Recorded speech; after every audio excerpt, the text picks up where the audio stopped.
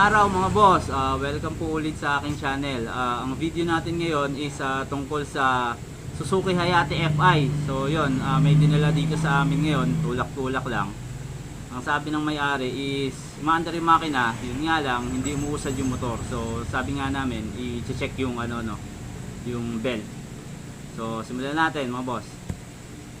So, yan yung motor mga boss, no? Bubuksan natin yung cover para ma-check nga yung belt. So, yung binuksan siya mga boss, na-confirm nga na yan, putol yung belt.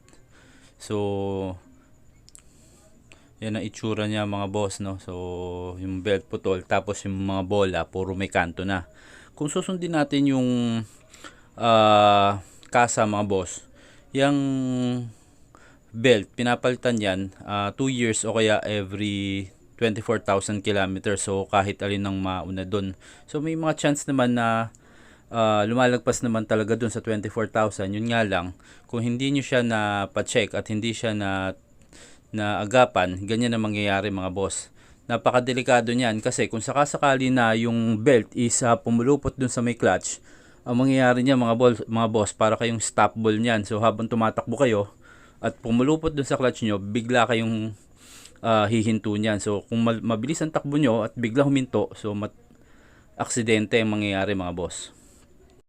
Yun din yung kahalagahan ng pagpapacheck ng motor mga boss, no? Kasi katulad niyan, kung sakasakaling nagpapacheck tayo ng motor, hindi sana tayo masisiraan sa kalsada, hindi sana tayo magtutulak. So ugaliin nyo yung regular na maintenance ng motor nyo mga boss. Since nakabukas na yung panggilid niya mga boss, no, lilinisin na yung buong panggilid niya, tapos lalagyan ng grasa yung mga part na kailangan grasahan.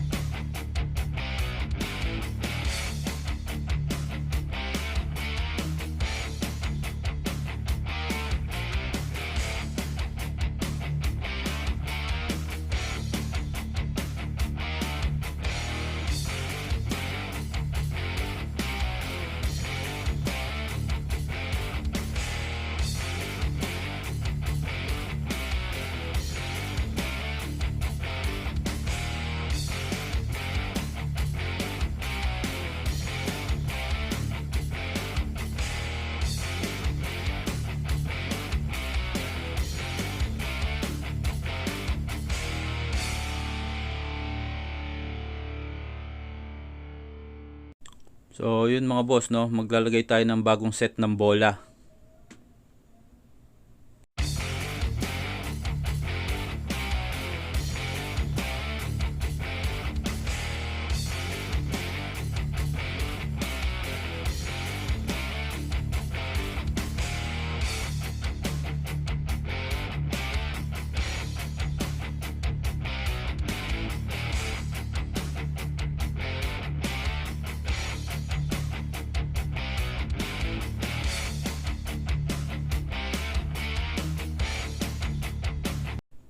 Tapos yung bagong belt din.